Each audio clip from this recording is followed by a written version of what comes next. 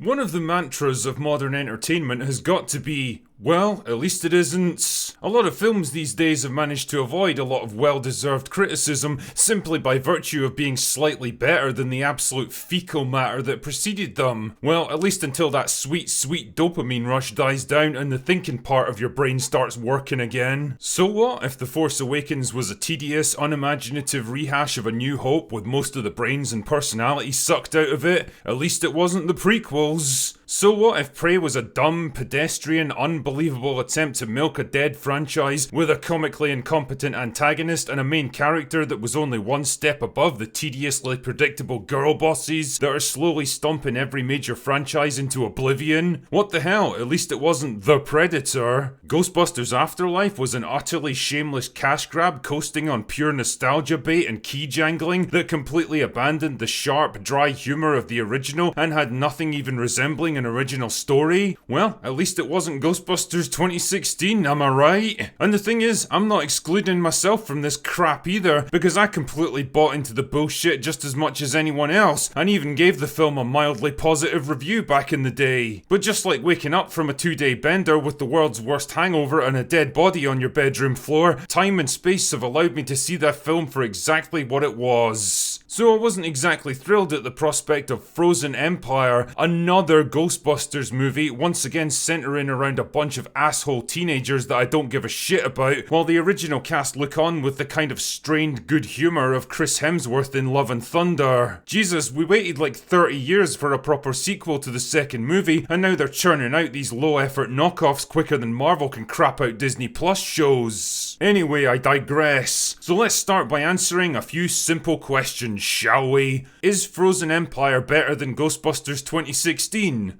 Yes. Is it better than Afterlife? Yes. Is it actually a good movie though? No. No, it isn't. I mean, it's definitely a step up from its predecessor in the sense that it actually tells a somewhat original story instead of just rehashing the first film beat for beat. It also gives the original cast a little bit more to do, rather than just showing up in the finale with absolutely zero explanation. And it once again brings the Ghostbusters back to their home in New York City, instead of setting the action in a fucking cornfield in the middle of nowhere. That's nice and all, but the film is ultimately let down by a generic villain that makes absolutely no impression at all, chronically unfunny jokes that fall flatter than Zendaya's chest, and a cast that's so overstuffed that none of them get the development they badly need. In short, it's a bad movie that's probably going to get cut a lot of slack because again, it's slightly better than what came before it. Anyway, let's shit out this plot summary so we can all go home. So the film picks up a while after the events of the first movie. I don't know exactly how long because it never actually tells us and I don't care enough to look it up. The point is that the Spenglers have magically relocated to New York City between the two films and are now working full time as Ghostbusters, despite the fact that the only one with even a passing understanding of the technology they're using is Phoebe, the 15-year-old child genius who can instantly understand super advanced nuclear physics because of course she can. Because if there's one trope of modern cinema that we all absolutely love, it's the know-it-all teenage science prodigy with technical knowledge far beyond anything she could possibly have learned at such a young age. Anyway, the team get into trouble with the mayor because it turns out that driving down a crowded street in the middle of New York City indiscriminately firing particle beam weapons isn't the safest way to get around.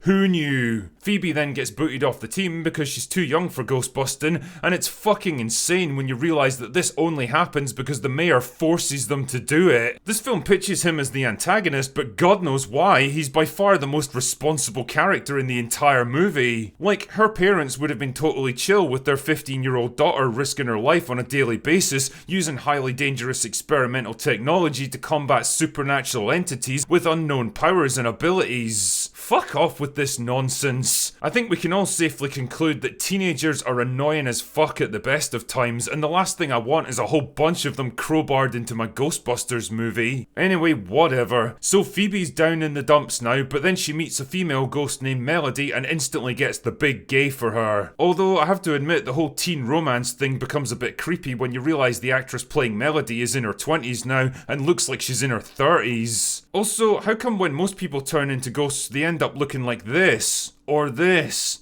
or this. But Melody looks exactly the same as she did when she was alive. It's almost like the writers are totally making up the rules as they go along. Ah, whatever, who cares? Meanwhile, problems are brewing at Ghostbusters HQ because the containment system's been storing ghosts for 40 years now and is in danger of overloads. And while all this is going on, Ray inherits a magical bullshit MacGuffin ball that actually contains the trapped spirit of an ancient demon god that can control other ghosts and freeze the entire world if it gets released. Wow, that sounds bad. Sure hope none of the characters do anything totally stupid that causes it to get released. So then Phoebe does something totally stupid by turning herself into a ghost so she can scissor with Melody or something, but that allows the demon thing to possess her physical body and release it from its prison, and then it freezes the entirety of New York City. So the Ghostbusters, old and new, have to work together to defeat the demon thing and save New York, and then everything goes back to normal despite all of the major characters being literally frozen solid, which I'm pretty sure would be fatal, but whatever. And that's it, that's the plot for Frozen Empire. If I had to pin down the single biggest problem with this movie, I'd say that it's just got way too much shit going on. There's too many subplots, too many different story branches, and way too many characters. The original movie worked so well because it had a tight, well-written cast who complemented and sparked off each other perfectly. Aside from the 4 Ghostbusters, the only significant players were Dana Barrett, Louis Tully, and Walter Peck. And that's a grand total of 7 characters. And even then, Peck was marginal because he was just there to fuck things up.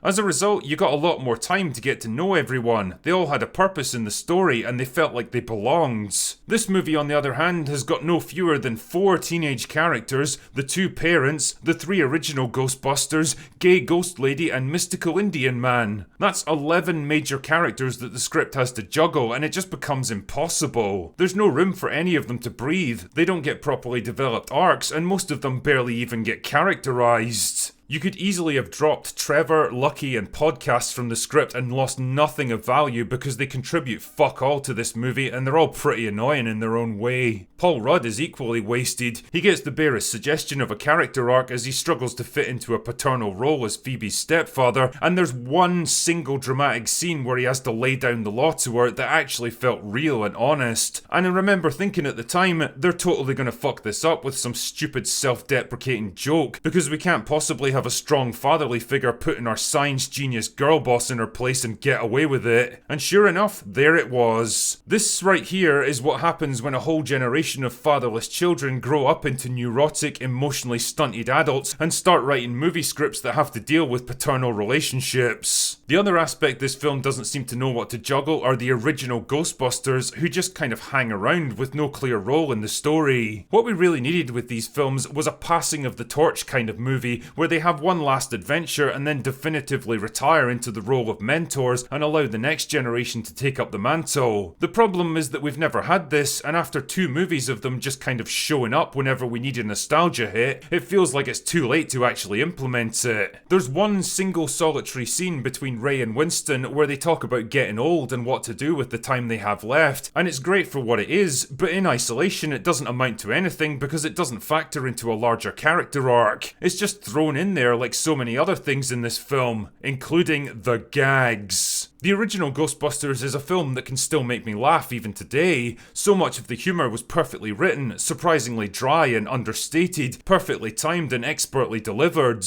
It worked because it was smart as well as funny, and it expected the audience to be equally smart to keep up. Frozen Empire, on the other hand, falls squarely into the Marvel style of joke delivery, pitching its gags at preschooler level and then refusing to move beyond it. And well, it just becomes kind of depressing when you look at where we were and where we are now. Ultimately, Frozen Empire sits in that weird middle ground of the Ghostbusters franchise, not as obviously offensive to human dignity as the 2016 movie, or as shamelessly opportunistic as Afterlife, but just kind of blandly boring and forgettable. A movie that seems to have arrived with little fanfare, trying to cater to an audience that doesn't seem particularly excited for it, but trading on the brand name just enough that it's probably going to make money. I'm willing to bet the studio have got like 5 more of these things planned, with a young cast that can spin this franchise out for decades, but I'd be lying if I said I was interested in joining them for the rides. I hate to say it, but Bustin doesn't make me feel good anymore. Anyway, that's all I've got for today. Go away now.